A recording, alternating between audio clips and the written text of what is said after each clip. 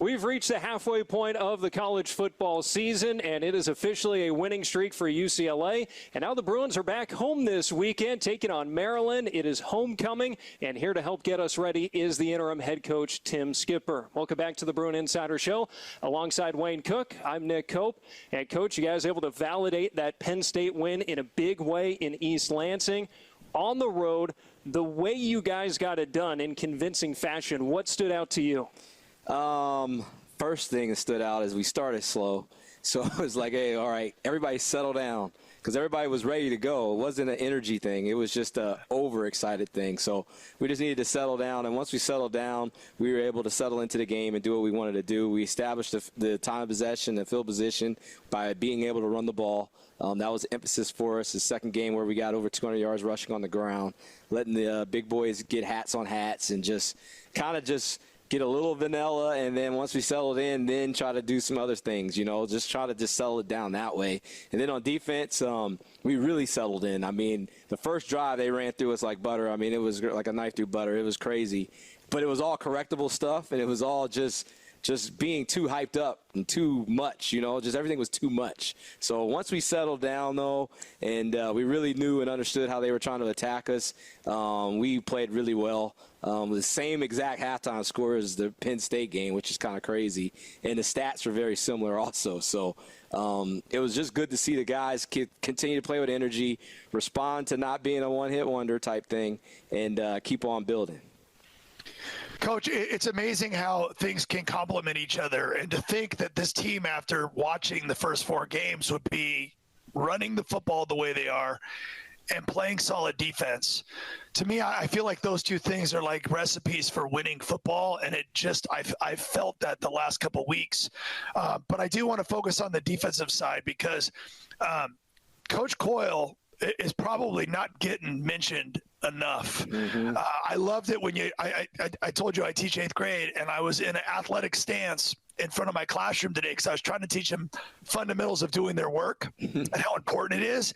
And I was telling the story about he worked on stances, the first day. And I said, you guys, to be good. And then I started talking about how much better this defense is playing because they're doing the fundamental things right. And I think we probably haven't. Everybody gets excited about offense and everybody gets excited about all that stuff. But what the defense has done, in my opinion, has been pretty remarkable, because it's not like Michigan State wasn't scoring points. Mm-hmm. Mm-hmm. Against other people, but they did not against UCLA. By the way, at home for them too. So it's a pretty amazing accomplishment. Yeah, and I think it all starts with the fundamentals of it all. Everybody wants to jump in the scheme and what coverages are you running and fronts and things like that. But to be honest with you, we've really, really honed in on fundamentals. It's the eyes, feet, and hands. It's learning how to tackle. It's just taking the proper angles. It's actually running and getting to the ball. There's many clips we showed where there's like 10, 11 guys at the piles, wherever the ball is. I don't care if it's a screen, just an inside run, an outside run, whatever the case is, we're all there. And I think we're doing a good job of containing quarterbacks and stuff when we need to. We're keeping them close and in the pocket, and we're having good sticky coverage. So it's all kind of gelling together, but it'll always, always, always come back to fundamental things. And we're doing that and taking care of business that way. We'll be fine. They were 0 for 4 on 4th downs. Huge stat. And they had, I know they were under 100 yards for the whole first half. I think it was 87 yards, but don't quote me on it. But that is huge. And then the week before it was like 92 yards at halftime or something. So it's been going well. It's an offensive world out there, so we're going to have to keep on staying on it and keep on stopping the run and covering these receivers. You held them 0 for 4 on 4th down. Well, you guys were 3 for 3 at the same time. Exactly. Big part of the game. I do want to stick with the defense. You talk about the fundamentals, and with that, it just feels like everybody's playing faster, with more intensity, more aggressive, and I think that's really bearing out with the secondary. In that game against Michigan State, your top 3 tacklers were all DBs, and usually that's not a good thing, but that really speaks, because we watched the game, that speaks to how aggressive they were coming forward and making some big plays. Big time, and we don't want direct runs, so the fastest way from one point to another is a straight line. So we want to make sure we're making the ball bounce out and go out towards the perimeter. That's a big emphasis for us. So, and the guys on the outside the secondary, as you're talking about, they are triggering, and they know it's going out there, and they're ready to go fit. And these crack blocks and things, they're being skinny right off of those guys as they're going down inside, and we go right off of them, and we go make these plays. So the sure tackling is a big part of it because, you know, as a DB, if you miss a tackle, there's really not that many people behind you. So I'm just proud of those guys for how we are reacting to what they see, and they're being very physical doing it. Coach, I have a couple questions here, Nick. I just quickly talk about film study, because I'm curious, because obviously when you win and you have a lot of good stuff to put on film, I don't know, do you guys do any team film watch versus just breaking up to individual position groups? And what's the energy been like in the room when you're doing that? Yeah, we do a lot of multiple different ways. So I'll say, so Sunday, we won the game. Obviously, there's going to be a lot of energy and things like that. What I do, I talk to the team. I tell them about kind of the stats of the game, how it was on paper and numbers, and then I get to the film. And what I do on Sundays is I show them strained plays. So every play that somebody strained or multiple guys strained, I show them every single one of them because I want the team to see what the team is doing. So I show the strained plays, and then I kind of finish it with things we need to correct.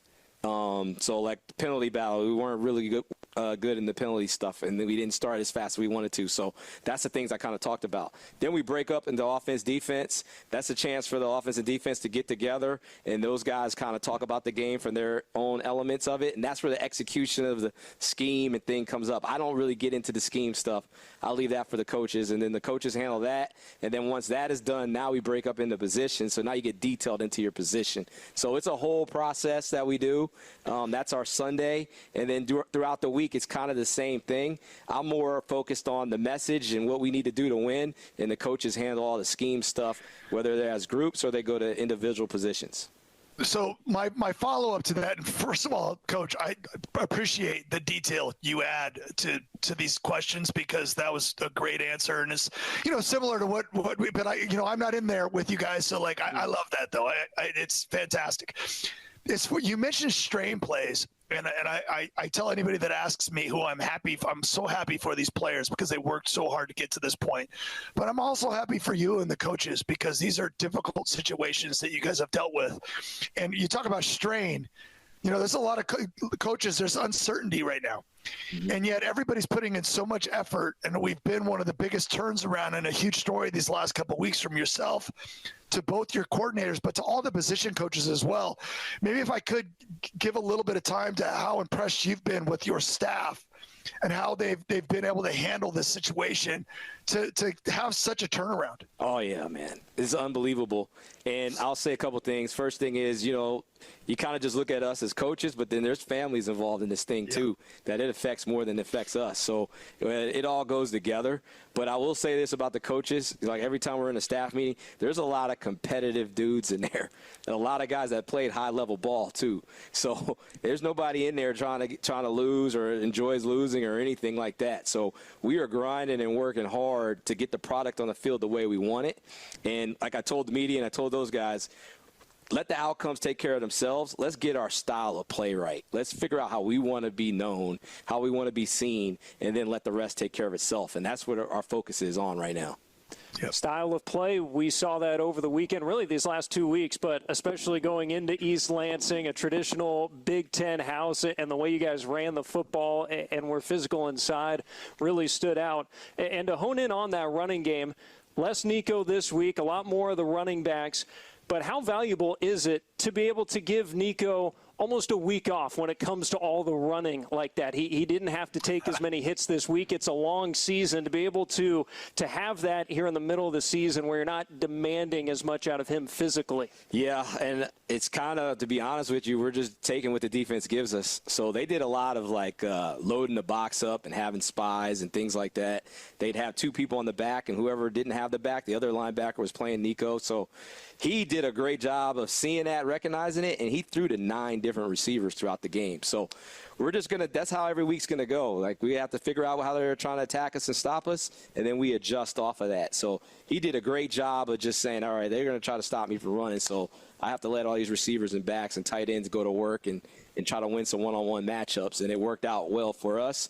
The other thing is we kind of relied on our run game to kind of ease up some of the stuff in coverage-wise that they could do. So when the run game is working, it helps the pass game, and protection will always beat coverage. So all of that stuff is tied in and is working pretty well right now.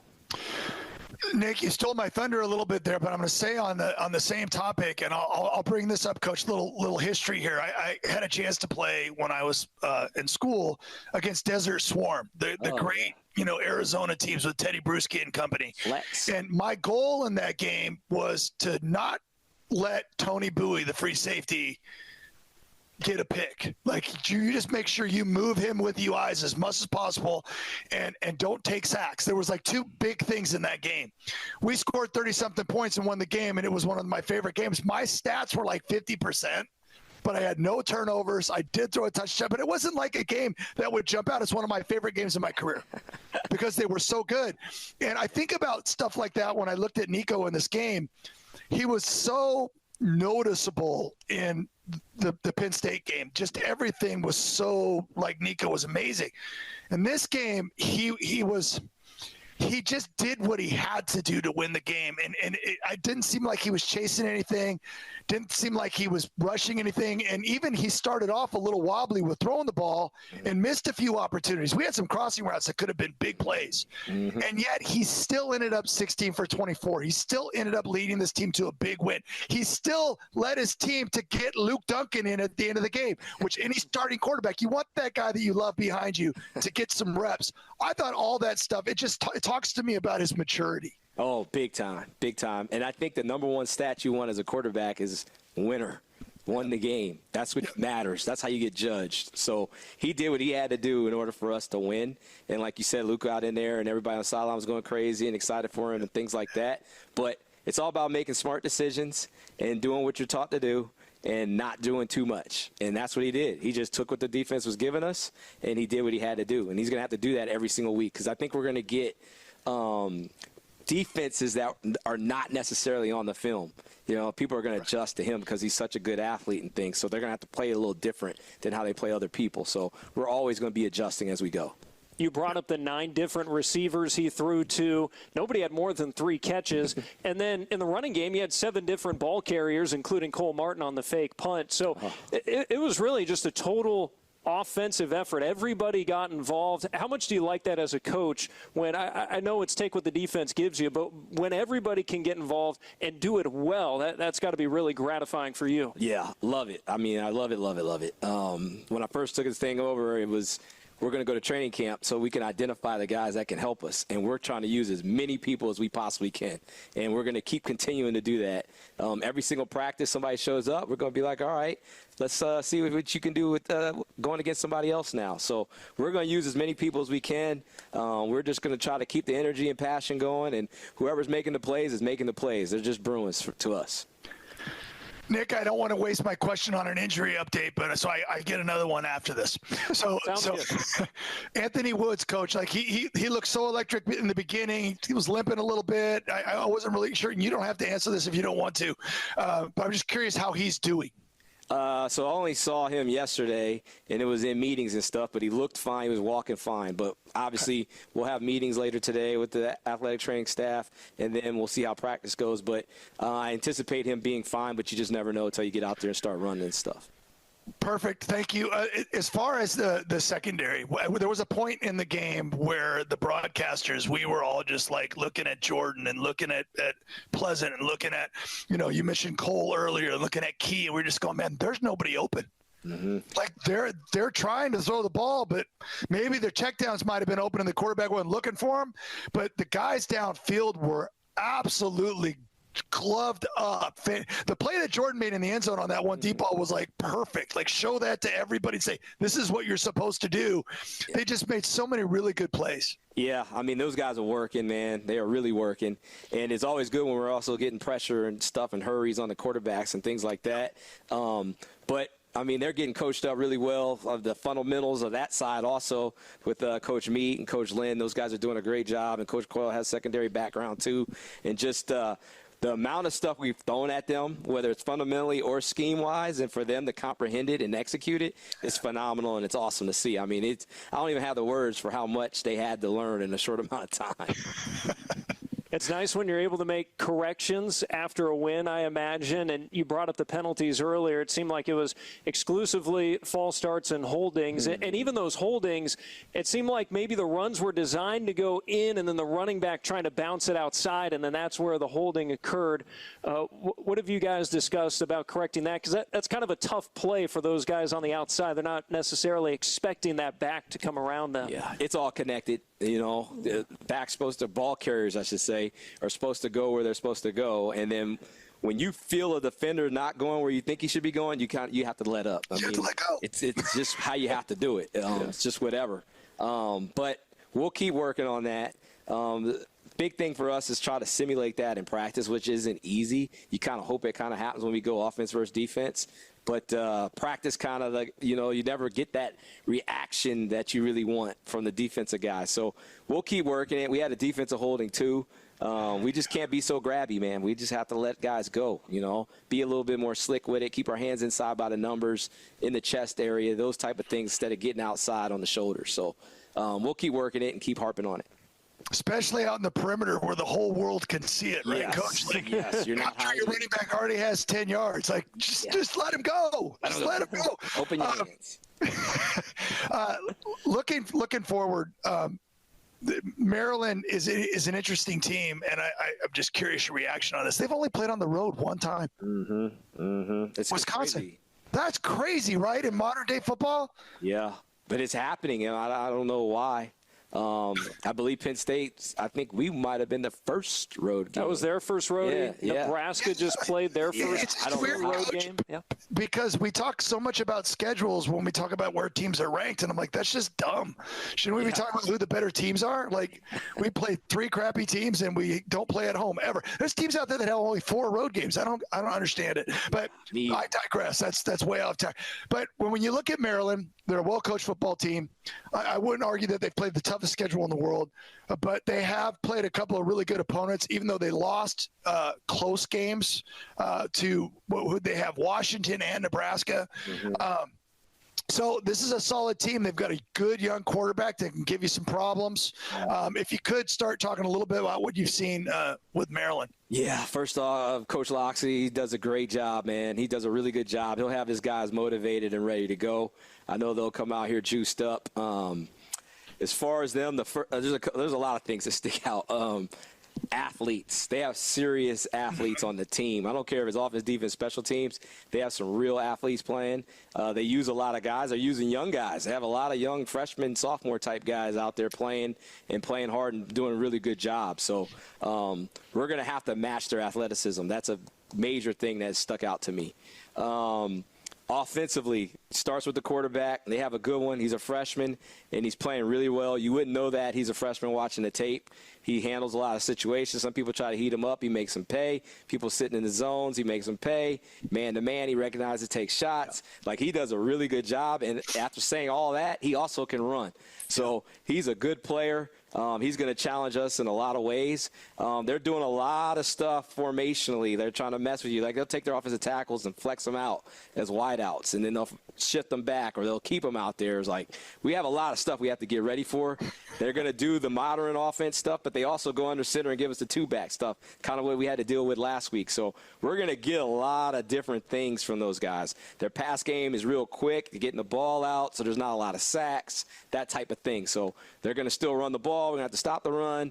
We got a major challenge ahead of us. The receivers are really, really good. Their O-line is huge and big. So are the tight ends. Like, we're going to have a challenge as far as being able to contain those guys. On their defense, I started out with athletes. There's some serious athletes over there. They apply a lot of pressure to quarterbacks. They are big time in getting sacks. They don't blitz a lot. So they're just getting there with 4 guys. And they do it at a high level. I think they're 24 sacks on the year already. I think it's first in the Big Ten. So they're doing a really, really good job of just beating tackles and guards and knowing where your slide protection is and adjusting off of it, and they can run. I mean, they can really run. The linebackers, very physical. The DBs step up to the plate and tackle, too. There's not a lot of broken tackles that are happening out there. So we have a major, major challenge. They're not going to get too cute. Third down, everybody has their variation of cuteness, but on the base downs, they're going to line up and they're going to go, and they're going to see if you're better than them. And they are well coached. It's a sound defense, sound offense, and we're going to have to bring it. That's how I see it. It's going to be one of those games where we are going to have to bring it every single play. And if you get up or behind, you can't let it mess with your mindset. You got to keep on continuing to rise and keep playing. Wayne, I think Coach just did your entire prep for the week right there. I mean, well, listen, didn't it jump out? I mean, we just heard you said athletes about 8 times, and it's funny because it does jump when you watch them. It does jump off the page. But there's ways to get them. And what I like about what we've been doing is the run game, the quarterback being efficient, right? Because if he escapes some of this. But if they're only rushing 4, they're still okay. But you've just got to be locked in. You've got to be efficient. We want to, I'm sure, to establish that run game again, right? I think that's every single game. That'll be an emphasis for sure. And the thing for us, we're going to have to adjust to unscouted plays or defenses, I should say. They're going to give us something we're not ready for, and we're going to have to adjust to it. Whether it's the guys on the field or when we get to the sideline, we're looking at the iPads and things like that and seeing what we need to do to make things work. Yeah. One thing I wanted to get your thoughts on before we let you go, and this kind of dovetails moving forward as well, as this coaching staff, especially on the offensive side, as Jerry gets more time with these guys, we see a little more wrinkles, different personnel packages. We, of course, saw Ciale making that lead block in motion, but also different formations. What do we call this wildcat kind of T formation where you've also got the quarterback next as well? I thought that was a very interesting formation, both in that's something else that teams got to worry about with you guys moving forward. Flavors of the week. It's like going to Baskin Robbins. Pick whichever flavor ice cream you want. We're just going to try to keep on giving different looks and things that we feel work, and they have a purpose. I don't want to get into too much detail, but there's always things you can do. That's the beauty of being on offense. I tell the offensive coaches this all the time. Y'all can do whatever you want. You can do whatever you want, and we still have to defend it, whether it's sound or not. So we're going to use that to our advantage and always give different looks when we're on that side of the ball. Coach, I'm going to compliment you before I give my last question here. Those formations, I said from the beginning of the year, coming out of camp, I'm like, the running back room is loaded. They're loaded. And you get all those guys on the field, we're seeing more 2-back sets, we're seeing 3, we're seeing Talpaki in there blocking, we're seeing all this stuff going on. I'm like, yes, that's old school. This power football, that's fun. That looks cute, but that's what it turns into. It's power football. And then you got stuff off of that where we can talk about that another time, where you can do other stuff too, which is a quarterback I get excited about, because now you got guys running passes and doing play action and all that good stuff. But the other thing I wanted to talk about is Nick and we do the post game together, and I had said something, and it's always funny to get the responses. I heard you say you don't really pay attention to social media, and to be honest with you, I should pay attention to it less. But I made a comment like, get your butts to the Rose Bowl. This team is so fun and so exciting, and the players, they're working so hard, and the coaches are working so hard, and people have their reasons. Well, I'm not going to go because of this. You guys, this team, you can add to whatever you want. They're working so hard to have the support of true Bruin fans that show up and are going to go crazy. This could be a great atmosphere at the Rose Bowl setting. I know you want it. I know I want it. And so I just don't make up excuses as to why you're not going. Just find a way to go. Find a way, right? Find a way. Yeah. And I think the big thing is that fans, supporters need to know is that you matter. You matter when we come out that tunnel and all the people in there cheering and we can see butts in the seats. That matters. That's instant juice, and we need as much of that as we possibly can. This is a good Maryland team coming in here, and they need to feel like they're on the road, and that's a huge part of this thing. They have to feel that they got a lot of fans. There's a lot of energy in this stadium. We flew all the way out here for a real ball game. We need that support, and just know that you matter and you are part of the outcome of the game. Don't think you're not. You are part of it. So figure it out, find a way. Everybody knows how to get to the Rose Bowl. It's easy to find, and we'll see you on Saturday. Well said, Coach. We cannot wait. Perfect game time, 4 o'clock. You got that late afternoon sun. You'll get your sunset like you get on January 1st as well. So come on out and support the Bruins. We'll see you then. Coach, thanks so much for your time. Appreciate it as always. Thank you. I appreciate you guys.